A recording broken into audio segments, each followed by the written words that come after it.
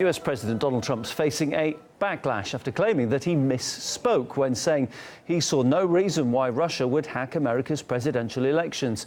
He was already under intense pressure from the US media over his performance at the Helsinki summit with Vladimir Putin.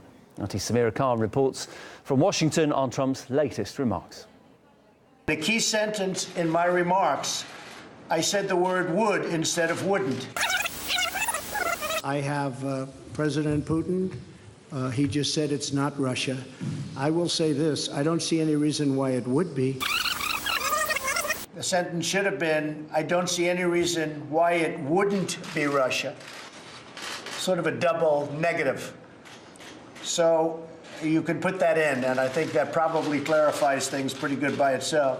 It's not just politicians from both sides going absolutely nuts over the Trump-Putin summit. It's the media as well. And it's mostly just criticism of Trump's willingness to talk to Putin. There's a reason there is a big national freakout happening right now over what the president just did in public. Vladimir Putin pitched a shutout. Trump got beat up in a locker room. What worries me about you, Mr. President, is you seem to say only good things about your enemies. Was shocking. It was appalling. There was a real sense of defeat. You have been watching perhaps one of the most disgraceful performances by an American president. He had a chance to show loyalty to the men and women in uniform, and instead he betrayed them. It's a disaster. Now it's forced Trump to backtrack, saying he misspoke, which allowed him to reiterate claims made by the U.S. intel community, but they're still not convinced. Instead of standing up for our democracy and democratic principles, President Trump cowered in the presence of Putin. It was a wholesale betrayal of the values and interests of this country. There is nothing more heartbreaking to me than a president who refuses to stand up for our democracy. The president sided with the enemy.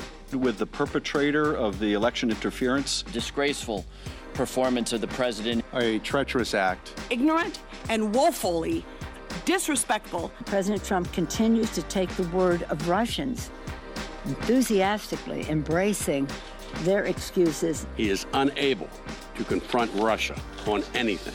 The highly controversial meeting has prompted calls to release transcripts. Apparently, they want to know exactly what happened and what was said behind closed doors. We're worried about what the president said publicly. We're even more worried about what happened in those 2 hours when the president was alone with Mr. Putin. I believe the Senate Foreign Relations Committee should hold a hearing with the American translator, who was present during President Trump's and President Putin's private meeting, to determine what was specifically discussed and agreed to on the United States' behalf.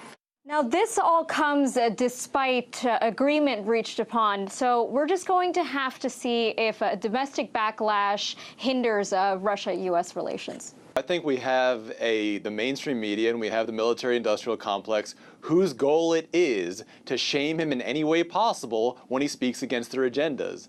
Now, he was right to challenge the military-industrial complex, of which the intelligence apparatus is one part, one very important and very expensive part.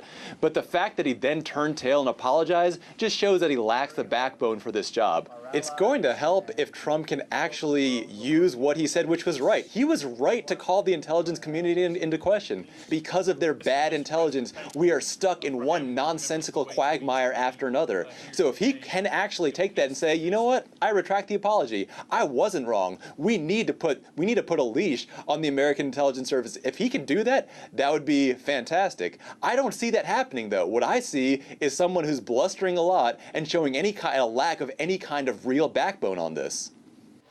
Well, Donald Trump has tweeted that, in fact, the intelligence community, quote, loved his performance in Helsinki. He also claimed many haters were bothered because of how well he got along with Putin.